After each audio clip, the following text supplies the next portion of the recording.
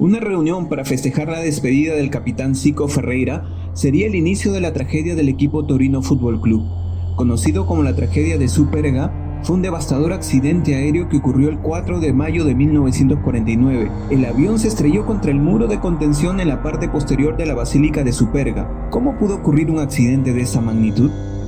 El Fiat G212 de 3 motores, con el registro de la aeronave ILC de Aviot Line Italiane, despegó de Lisboa a las 9:40 del 4 de mayo de 1949. El comandante del avión era el teniente coronel Meroni. El vuelo aterrizó en el aeropuerto de Barcelona a las 13 horas. Mientras la aeronave repostaba durante la escala, el Torino se reunió para almorzar con el Milán, que fueron dirigidos a Madrid. A las 14:50 horas, el vuelo continuó hacia el aeropuerto de Turín a Italia. La ruta del vuelo era tomar Cap de Creus, Toulon, Niza, Albenga y Savona. Sobre Savona el avión viró al norte, en dirección a la capital de Piamonte, donde se esperaba que llegara en 30 minutos. El clima en Turín era complicado.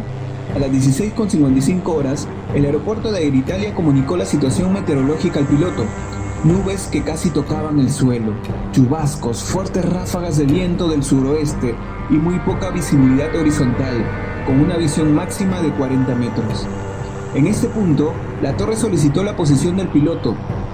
Después de unos minutos de silencio, a las 16:59, llegó la respuesta. Cuota 2000 metros. QDM en Pino. Luego cortaremos en Superga. Cuando se acercaba, el avión se alineó con la pista de aterrizaje de Air Italia, a unas 9 millas de distancia, a 305 metros sobre el nivel del mar. Justo al norte de Pino Torinese se encontraba la Basílica de Superga, situada en una colina a 669 metros sobre el nivel del mar. Una teoría para la desviación es que debido al fuerte viento de costado izquierdo, el avión podría haber sufrido una deriva a estribor, que se desplazó del eje de descenso y se alineó con la colina de Superga.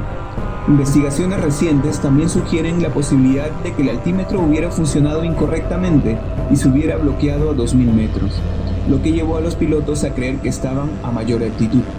A las 17:03, el avión giró a la izquierda, puso en vuelo horizontal y se alineó para prepararse para el aterrizaje.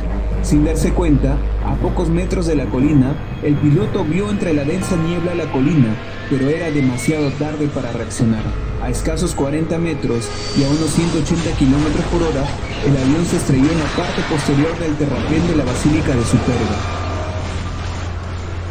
Tras el accidente, los restos no daban ninguna indicación de un intento de dar la vuelta. La única parte de la aeronave que permaneció parcialmente intacta fue la cola. A las 17:05, Air Italia Torre llamó a IELCE, pero no recibió respuesta. En total, 31 personas perdieron la vida en el accidente, incluyendo 18 jugadores del mítico equipo turinés, empleados del club, periodistas y la tripulación del avión.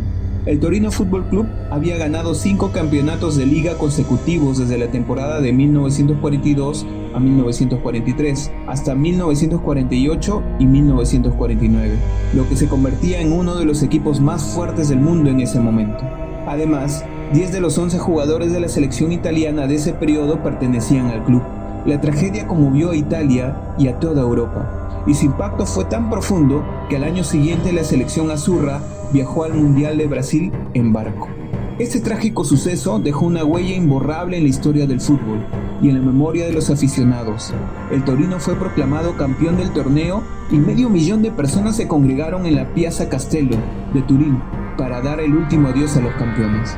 Las causas oficiales del accidente fueron las pésimas condiciones climáticas, por haber niebla que generaba una escasa visibilidad, y tener el altímetro averiado, el cual quedó marcado 2000 metros, dando una falsa seguridad al piloto de que estaba más alto de lo que en realidad se encontraba. En la actualidad, los restos del accidente son conservados en el Museo del Grande Torino y de la Legenda Granata, alojado en la prestigiosa Villa Claretta a Sandri de Grugliasco, el cual fue inaugurado el 4 de mayo de 2008, en el aniversario de la tragedia. Los restos actuales de la aeronave incluyen una hélice, un neumático, piezas dispersas del fuselaje y las bolsas personales de Mazzola, Maroso y Erstein. Una tragedia muy lamentable para el fútbol. Déjanos en los comentarios tu opinión acerca de este accidente. Pronto volveremos con más historias como esta.